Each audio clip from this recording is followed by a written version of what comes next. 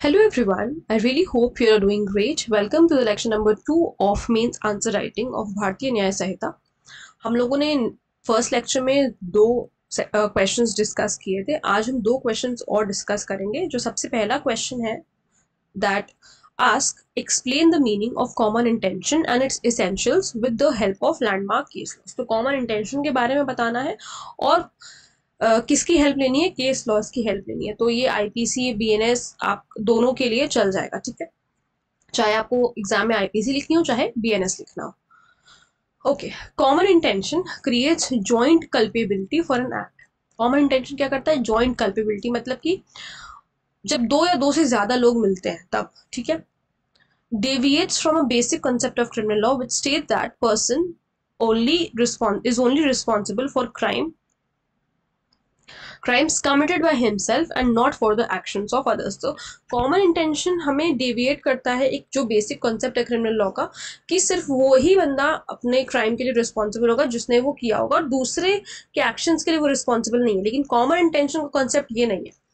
Concept of common intention is enshrined in section 3 subsection 5 of Bharatiya Nyaya संहिता, और bracket में आप लिख सकते हो section 34 of Indian penal code. देखिए, मेरी बात को पहले समझिएगा। जिसके एग्जाम में कंपैरेटिवली आ रहा है अगर, तो आपको दोनों के सेक्शंस लिखने होंगे और याद होने चाहिए। और अगर मान लीजिए अलग अलग पूछा जा रहा है तो फिर आप जो है आईपीसी का लिख सकते हो या बीएनएस का लिख सकते हो, जो भी आपसे पूछा जा रहा है।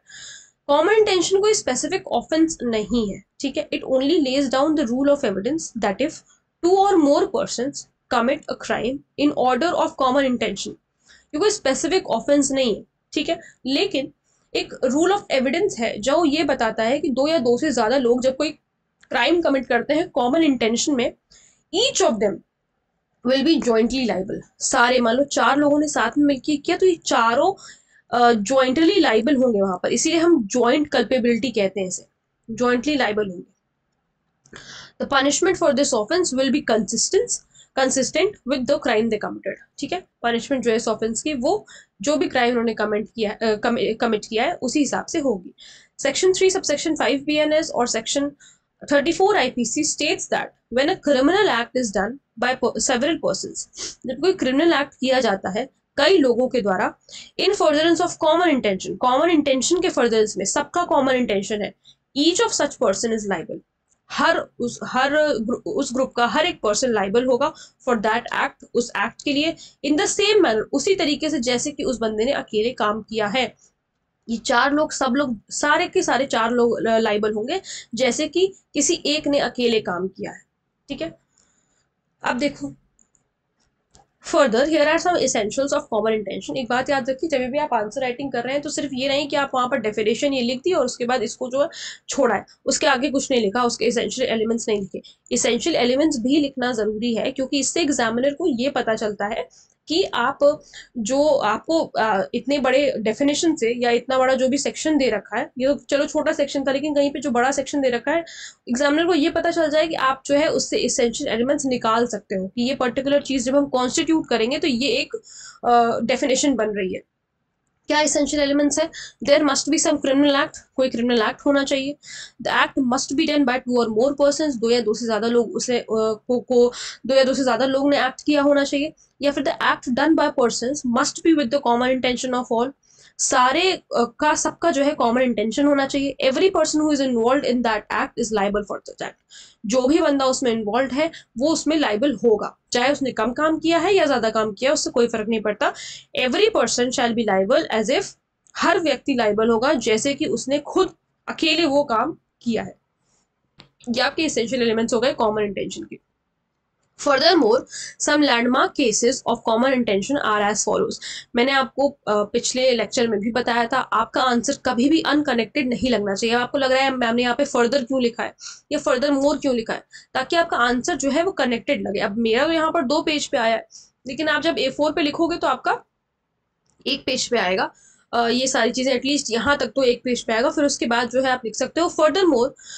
ये कुछ लैंडमार्क केसेस हैं, क्योंकि उन्होंने लैंडमार्क केसेस एक्सप्रेसली पूछे हैं। अगर नहीं पूछा है केस, अगर आपको याद आ रहा है तो आप 1 केस लिख सकते हो, और अगर एक्सप्रेसली केसेस पूछे गए हैं तो कम से कम आपको 4 केसेस, 3 से 4 केसेस तो लिखने ही पड़ेंगे, ठीक है।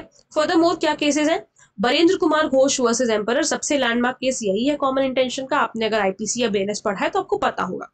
The court held that it is not required that all participants participate equally।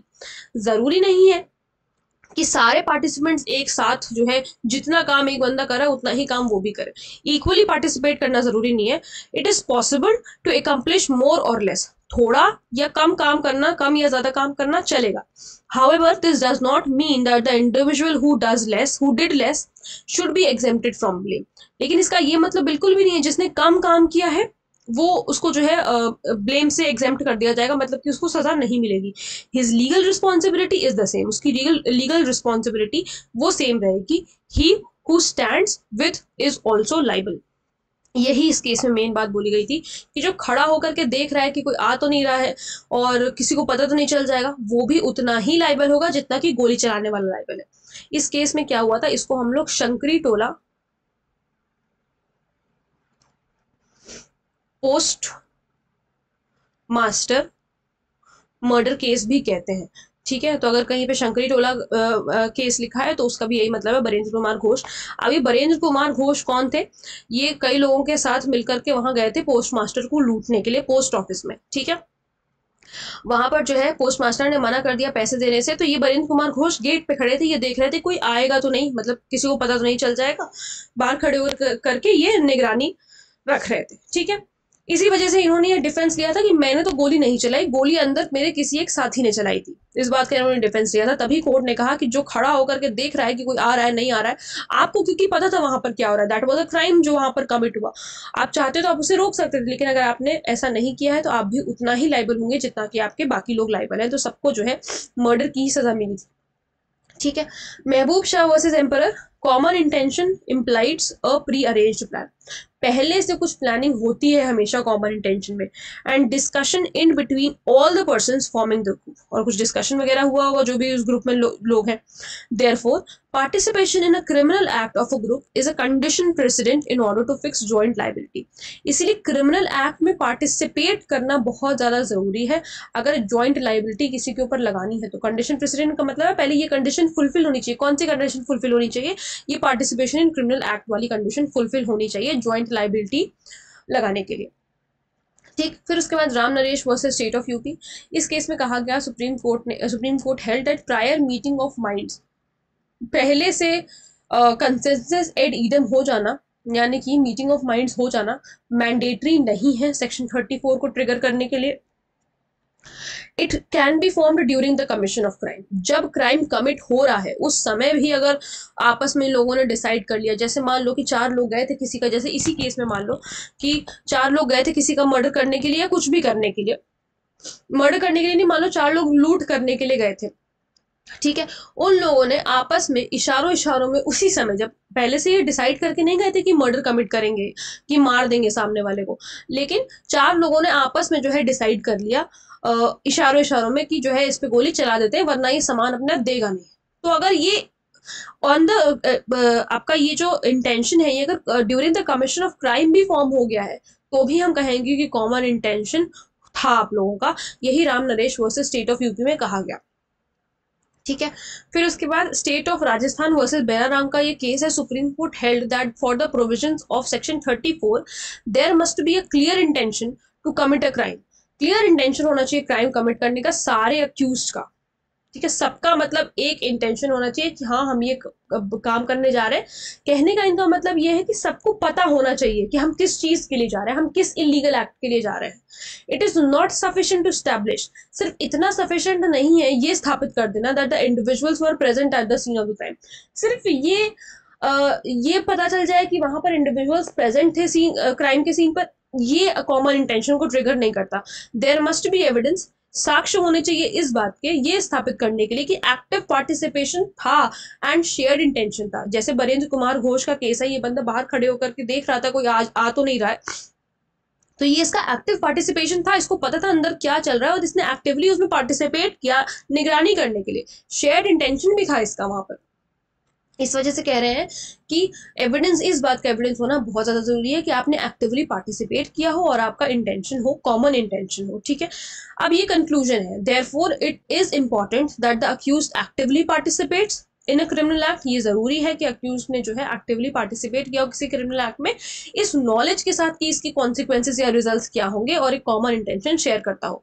Common intention has to incidental to the act and conduct of the accused and circumstances of the act. ये आप conclusion में लिख सकते हो.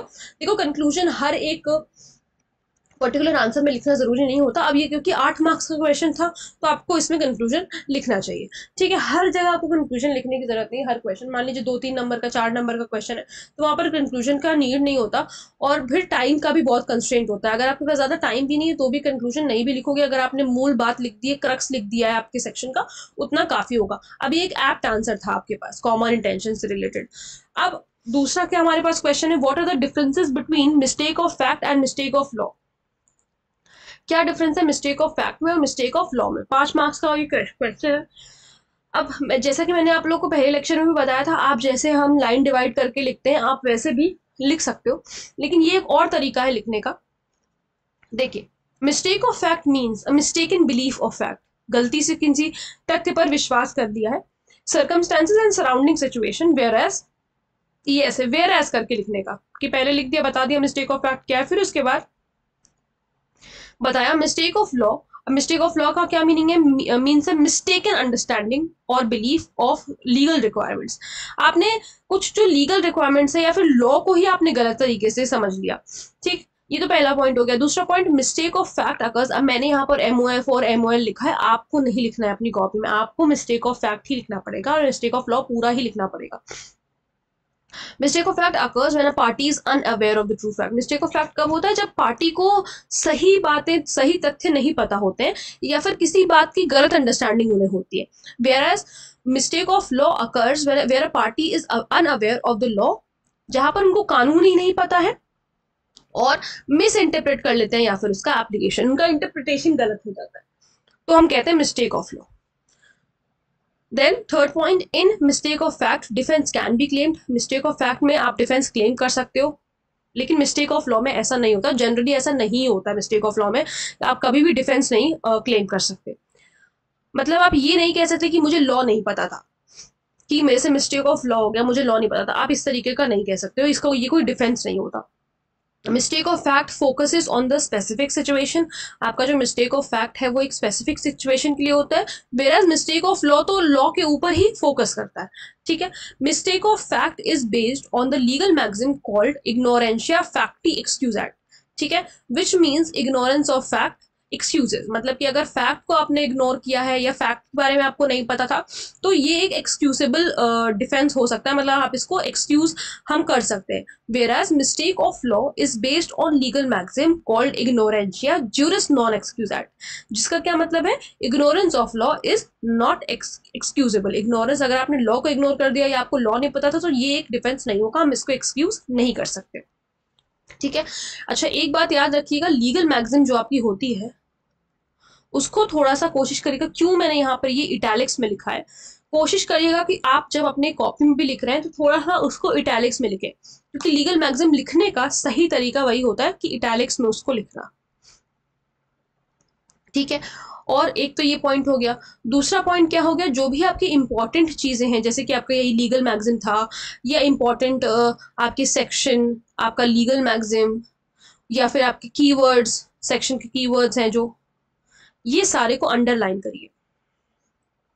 क्यों, क्योंकि हमें examiner का ध्यान उस पर्टिकुलर चीज पे खींचना है जो हमने लिखा है. ठीक है, इस वजह से. और मैंने आपको पिछले लेक्चर में भी बताया था कि अगर आपको कोई सेक्शन याद नहीं आ रहा है या कोई सबसेक्शन याद नहीं आ रहा है तो गलत लिख करके नहीं आना है. जो भी आपको आता है सही से, आप एकदम श्योर हो कि इसका यही है, वो आप लिख करके आइए. और अगर नहीं पता है, नहीं याद आ रहा है, कुछ तुक्का वहां पे लगाने की जरूरत नहीं है. मेंस में कोई भी तुक्का आपका काम नहीं करेगा, नंबर कट जाएंगे अलग से.